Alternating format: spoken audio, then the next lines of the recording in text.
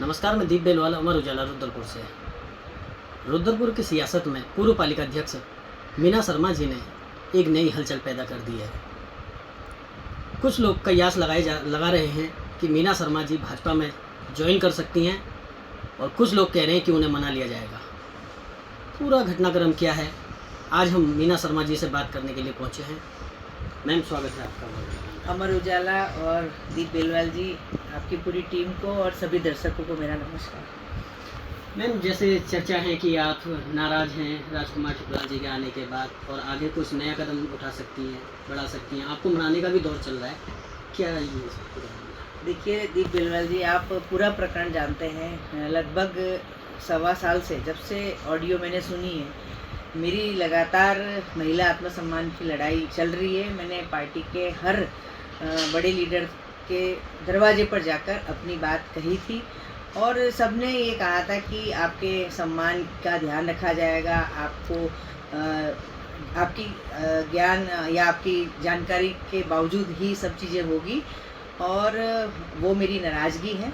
लेकिन साथ साथ क्योंकि 40 वर्ष से हमारा परिवार कांग्रेस में काम करता है, पार्टी में 20 साल से लगभग मैं भी सक्रिय रूप में काम कर रही हूँ। हमारे पूर्व मुख्यमंत्री हरीश रावत जी हमारे सीएलपी लीडर पहले रहे और प्रदेश अध्यक्ष रहे प्रीतम सिंह जी, महिला कांग्रेस की प्रदेश अध्यक्ष ज्योति रौतेला जी और हमारे यहाँ के जो लोकसभा के प्रत्याशी रहे प्रकाश जोशी जी और पहले सांसद रहे महेंद्र पाल जी, सब लगातार मेरे से वार्ता कर रहे हैं और समझाने का भी प्रयास कर रहे हैं और उनका समझाना भी ठीक है क्योंकि बहुत एक लंबा समय पार्टी में हम रहे हैं और मैं ये नहीं कह रही हूँ कि पार्टी ने मेरे साथ अन्याय किया है। मुझे नगरपालिका अध्यक्ष का टिकट भी दिया था, विधानसभा प्रत्याशी भी बनाया था, लेकिन सिर्फ पार्टी से मेरी ना नाराज़गी ज़्यादा है ना दूरी है। लेकिन जिस व्यक्ति की जो ज्वाइनिंग हुई है उस व्यक्ति का जिस तरह से चरित्र है और महिला विरोधी जो मानसिकता है, चाहे 15 वर्ष की बच्ची को देख के भी वो छिटाकसी करने से जो अपनी पुत्री समान होती है वहाँ बाज नहीं आते हैं।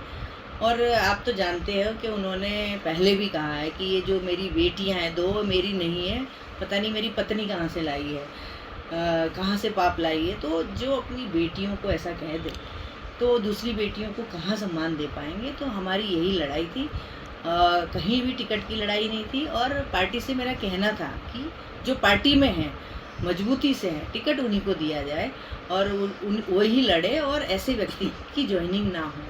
वो मेरी लड़ाई थी, वो नाराज़गी थी और मेरे पार्टी के सभी वरिष्ठ नेता कहीं न कहीं मुझसे संपर्क में हैं। मैम, एक चर्चा ये भी है और राजकुमार ठुकराल जी का एक नया वीडियो सामने आया है जिसमें वो कह रहे हैं कि मैं मीना शर्मा जी के पैर छूने के लिए तैयार हूँ और मीना शर्मा जी मुझे माफ़ कर दें। क्या अगर राजकुमार ठुकराल आपके पैर छूते हैं तो उन्हें माफ़ कर दिया जाएगा? देखिए, वो एक पार्टी में आने के लिए कोई प्लेटफॉर्म के लिए छटपटा रहे थे, अब वो पार्टी में आ गए हैं, अब उनकी एक मजबूरी है। अगर वो सच्चे दिल से एक महिला को न्याय देना चाहते तो मेरी लड़ाई में शामिल होते और जिसने ऑडियो वायरल हुई है या ये षड्यंत्र रचा है उसको कहीं ना कहीं सज़ा दिलवाने में मेरा साथ देते और सच्चे दिल से अगर माफ़ी मांगना चाहते तो जब पहली बार ही ऑडियो वायरल हुई थी तभी हमारे सभी बड़े नेताओं से कहते कि बिठाओ और मैं अपनी गलती का एहसास कर रहा हूँ और माफ़ी मांगना चाहता हूँ। एक तरफ वो कहते मीना शर्मा कहती है तो मैं माफ़ी मांगता हूँ और एक तरफ आप कहते हैं कि एआई और डीफेक्ट से बना है।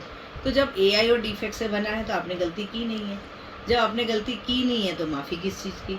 और अगर आप माफ़ी मांग रहे हैं तो आप ये बोलिए ना कि उस ऑडियो में जो शब्द हैं वो मेरे हैं, मैंने बोले हैं, अज्ञानतावश बोले हैं, कहीं भावावेश में या बड़बोलेपन में बोले हैं, मैं उस गलती की माफ़ी मांग रहा हूँ।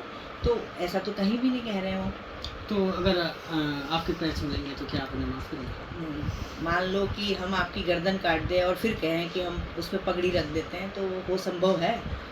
बहुत मुश्किल है।